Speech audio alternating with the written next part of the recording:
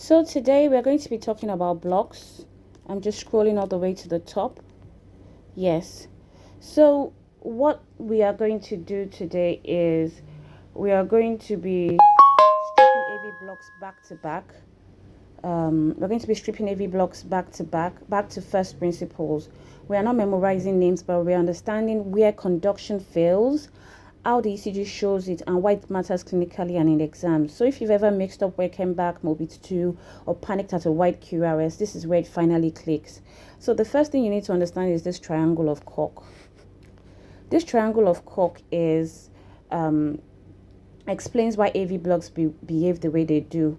The AV node is small and is protected and slow by the design. So it sits in this triangle of Koch, and it's bounded by the coronary sinus, as you can see, the tricuspid valve, this tricuspid annulus, and the tendon of Todaro. And what its job is to filter impulses. It's not there for rapid conduction. One thing you need to remember is AV node delay is normal in the AV node, right? There's a bit, and that's why it's there. So just to give you an overview, conduction to the AV node is preferential because faster pathways feed into a compact node than into the east bundle. This matters because the disease above the east bundle behaves very differently from the disease below it, right? So if you have a disease at the level of above the east of the bundle, it's going to present quite differently. And so let's just talk about the common causes of AV blocks. We have the just a minute. I'm just switching this on.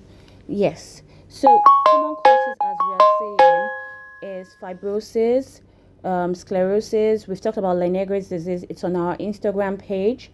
Calcification of the aortic valve annulus. Mitral is less common. You can have it from catheter ablation after cardiac surgery, toxins, myocardial infarction. You could have it from autoimmune diseases, neuromuscular diseases, lymphoma, enhanced vagal tone. There are a lot of reasons why there could be blockade at the level of the atrioventricular node. But let's talk about types of AV block for a minute. Now, all AV blocks fall into three groups based on their severity. Right? What you have here is there could be first degree AV block, which is delayed but intact conduction.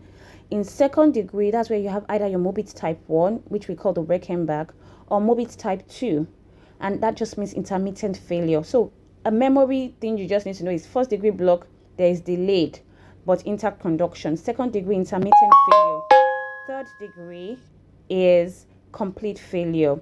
That classification alone is not enough. You also need to know where the block is. So let's talk about the first degree block. The first degree block is simple, but it's commonly misunderstood.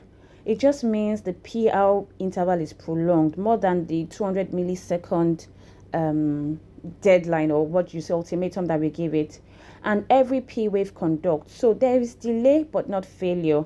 And the causes that we need to emphasize here is vagal tone problems, AV nodal blocking drugs like your beta blockers, your calcium channel blockers, hypothyroidism, and intrinsic AV nodal disease. First degree block alone rarely needs pacing. In your second degree block, right, what you're having to do here is, what you're having to understand here is some impulses get through and some don't. So the key is recognizing the pattern of failure, right?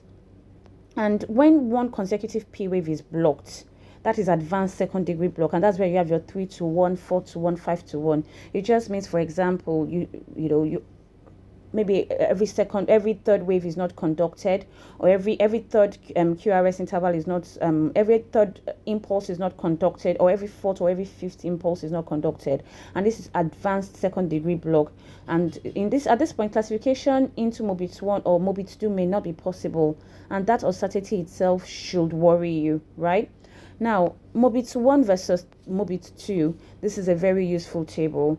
What you have is that this in Mobit 1, there's progressive PR prolongation, there's a narrow QRS, it's usually AV nodal, it is often benign. But in Mobit 2, there are fixed PR intervals, there are sudden drop to beats, often wide QRS, infranodal, and can be dangerous. So memory anchor for this slide is if it is narrow and progressive, it's a nodal wave, it's a nodal problem.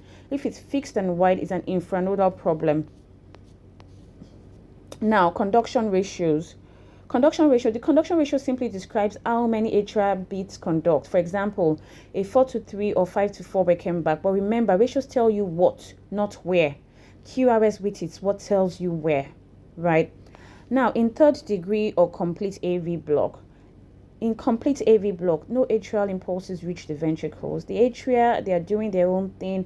The ventricles are following their own beat.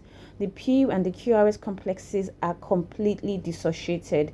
Survival depends on an escape rhythm. That's what you need to understand with the third degree or complete AV block. And the ECG findings are very important. The P waves, they match true. The P waves match true. Ventricular rate is slower than the atrial rate. Many times your heart rate is usually below 50 beats per minute. Escape rhythms may be narrow or wide, and this distinction matters. So in localizing the AV block, this is where ECG interpretation becomes powerful, because in nodal block, what you're dealing with is with a narrow QRS. It has better prognosis, and you're talking about a junctional escape. But when it's infranodal, at the level affecting the East Purkinje system, what you have is a ventricular escape, a wide QRS. A wide QRS just tells you the impulse is taking very long to get to the ventricles, to transmit to the ventricles, and there's high risk of deterioration. Context helps. Localization. In acute inferior MI, what you have is that the AV nodal block is often transient, but in the anterior MI, the AV nodal block can be infranodal and is usually dangerous, right? And that is what these diagrams explain. So let's bring it back to the ECG that we discussed earlier on, right? Let's apply to all of this. If you have a wide QRS and you have left axis deviation and a prolonged PR interval, that combination places the disease below the AV node in the East Purkinje system, specifically the right bundle branch block plus left anterior fascicular block, which is a bifascicular pattern. In an older patient with collapse, this fits progressive conduction systemic disease, which classically would be Lenegre disease. And the management just follows the location and symptoms. If you have a benign nodal delay, you just want to observe. But if you have an infranodal disease with symptoms, you want to monitor, be fair, and you want to pace. So the ECG doesn't shout, it warns.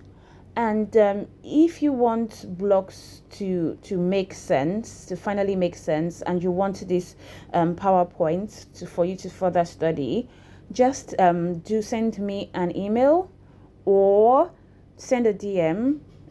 Send a DM on our Instagram page, and I will forward this PowerPoint to you. But just let me know as well if this was helpful, and see you in the next one.